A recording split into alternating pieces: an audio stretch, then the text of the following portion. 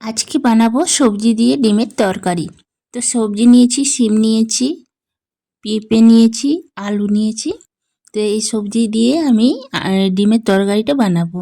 তো নমস্কার সবাইকে, কেমন আছো সবাই? আশা করি সবাই ভালো আছো। পাপি আঁকি নতুন ব্লগ ভিডিওতে স্বাগত।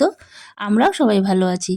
এখানে এই দেখো, আলু সেদ্ধ, শিম সেদ্ধ আর ডিম সেদ্ধ, পেঁপে সেদ্ধ সব সেদ্ধ করে নিয়েছি। এবার আমি নিয়েছি পেঁয়াজ কুচোনো আর পেঁয়াজ পাতা কুচোনো, আমাদের ছাদের গাছের পেঁয়াজ পাতা কুচোনো, আদা রসুন গ্রেট করা, জিরে গুঁড়ো, কাঁচা লঙ্কা আর টমেটো গ্রেট করে রেখেছি। কড়াই দিকে চাপিয়ে দিয়েছি। এবার দেব সর্ষের তেল। কড়াটা গরম হয়ে গেছে, এবার সর্ষের তেলটা দিয়ে দিলাম। আমি সর্ষের তেল দিয়ে রান্নাটা করব। তেল দিয়ে দিচ্ছি পরিমাণ মতন, একটু বেশি তেল লাগবে যেহেতু সবজি দিয়ে ডিমের তরকারিটা করব, তার জন্য একটু বেশি তেল পরিমাণে লাগবে। তো তেলটা আমি দিয়ে দিলাম কড়াইয়ে। এবার একটু গরম হয়ে যাক, আমি 5 ফোড়ন দিয়ে দেব। 5 ফোড়নটা দিয়ে দিচ্ছি। 5 ফোড়নটা হালকা একটু ভাজা ভাজা হবে, আর আমি তেলটা গরম হওয়ার পরেই ডিমগুলোও দিয়ে দেব ভাজার জন্য। একটু হলুদ দিয়ে দেব তেলে, যাতে ডিমগুলো সাদা সাদা দেখাবে, সেই জন্য ভাজা হলে একটু হলুদ হলুদ কালারটা আসবে সেই জন্য। তেল, 5 ফোড়ন, হলুদ সব কিছু গরম হয়ে গেছে। এবার আমি ডিমগুলো ছেড়ে দেবো একে একে। ডিমগুলো বেশি ভাজবো না, হালকা করে ভেজে নেব। বেশি ভাজলে আবার এই রান্নাটাই ভাল লাগবে না, সেই জন্য একদম হালকা করে ভেজে নেব।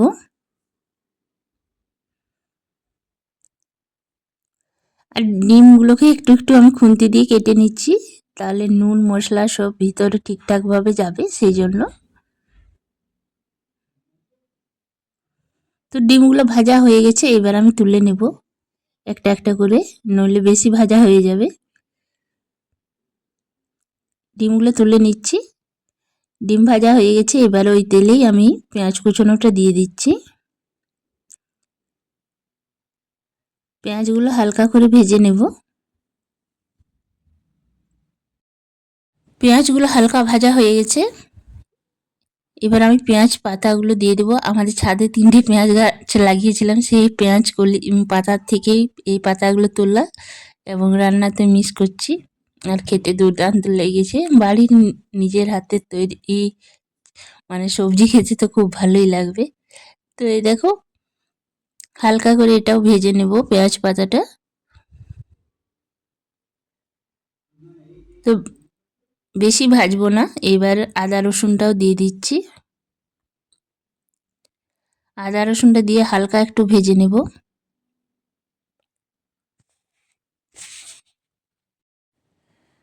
আদা রসুনটা দিয়ে ভালো করে একটু ভেজে নিচ্ছি, আর কাঁচা লঙ্কাও আমি দিয়ে দিচ্ছি, কাঁচা লঙ্কাগুলো।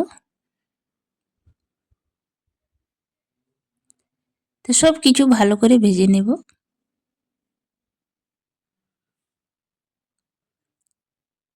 দেখো, এবার আমি টমেটোটা দিয়ে দেব।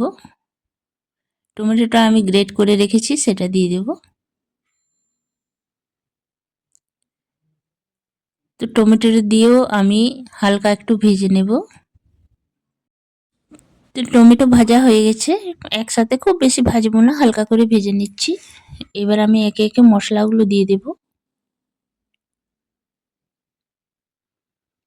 তো পরিমাণ মতন মশলা দিয়ে দিচ্ছি। দিচ্ছি নুন, একটু বেশি পরিমাণেই নুন লাগবে, তো নুন দিচ্ছি।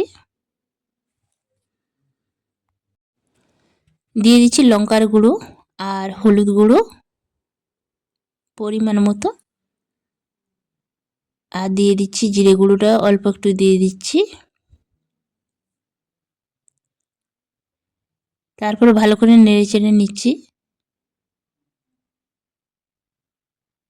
জিরে গুঁড়োটা আমি থালায় রেখেছিলাম, যেহেতু আমার কৌটোতে শেষ হয়ে গেছিলো সেই জন্য। আর সবজিগুলো সব দিয়ে দিচ্ছি, শিম সেদ্ধ, আলু সেদ্ধ, পেঁপে সেদ্ধ। পেঁপেগুলো বড় আছে, আমি খুন্তি দিয়ে কেটে নেব। তো 2 মিনিটের মতন আমি ভালো করে সবজি দিয়ে মশলাটা কষে নেব। এই দেখো কত সহজে কাটা হয়ে যাচ্ছে, সেদ্ধটা খুব ভালো হয়েছে।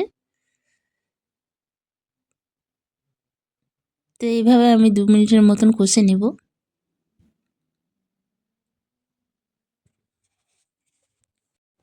একটু একটু জল দিয়ে দিয়ে কষে নিচ্ছি।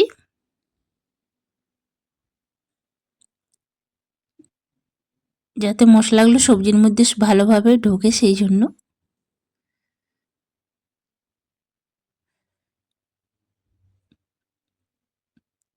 জলটা প্রায় শুকনো হয়ে এসছে, এবার আমি পরিমাণ মতন জল দিয়ে দেব, কারণ এটা ঝোল ঝোল একটু হবে।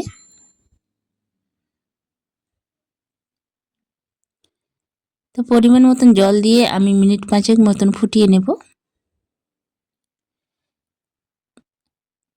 যতক্ষণ না জাল আসছে ততক্ষণ আমি ডিমটা দেব না, জাল চলে এলেই আমি ডিমটা ছেড়ে দেব। তো দেখো কালারটা এসছে কি সুন্দর। এরকম সবজি দিয়ে মানে ডিমের তরকারি বলো, মাছের ঝোল বলো, সবই ভালো লাগে খেতে। গরম ভাতে তো বলতেই মানে মুখে জল চলে আসছে, বলতেই পারছি না। এই দেখো ডিমগুলো দিয়ে দিলাম, জাল চলে এসছে। আর একটা একটা তরকারি দিয়ে সবজিও খাওয়া হবে, ডিমও খাওয়া হবে, সবই খাওয়া হবে। মানে ঠান্ডায় দুবার ধরে রান্না করতেও হবে না, আর খেতেও কিন্তু দুর্দান্ত হয়। তোমরা একবার বাড়িতে সবাই বানাবে এইভাবে, ডিমের তরকারি কি মাছের তরকারি যেই করো, খুব ভাল লাগে খেতে। আর আমাকে কমেন্ট করে জানাবে কেমন হয়েছে। তো আমি মিনিট 5 ফুটিয়ে নেব, তারপরে একটু গরম মশলা দিয়ে নামিয়ে নেব। আমার হয়ে গেছে। এবার একটু মশলা দিয়ে মানে গরম মশলা দিয়ে নামিয়ে নেব।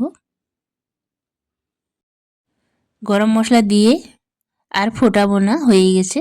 এই যে একটু নেড়ে চেড়ে নিচ্ছি, তারপরে বন্ধ করে দেবো গ্যাসটা। এই দেখো আমার রান্না কমপ্লিট। এইবারে খেতে দেব গরম গরম ডিম সবজির তরকারি। তো এই দেখো ফুটে গেছে, এইবার আমি ঢাকা দিয়ে রেখে দেব। তো তোমরাই দেখো কি সুন্দর হয়েছে তরকারিটা। তো এইভাবে একবার বাড়িতে বানাবে। তো ভিডিওটা আর বড় করছি না, এইভাবে একবার বাড়িতে বানিয়ে খাবে। আর ভিডিওটা যদি ভালো লাগে অবশ্যই একটা লাইক করো, কমেন্ট করো আর সাবস্ক্রাইব করো। আর আমার এই রান্না কেমন হয়েছে অবশ্যই কমেন্টটা করো। আর সবাই ভালো থেকো, দেখা হবে নতুন ভিডিও।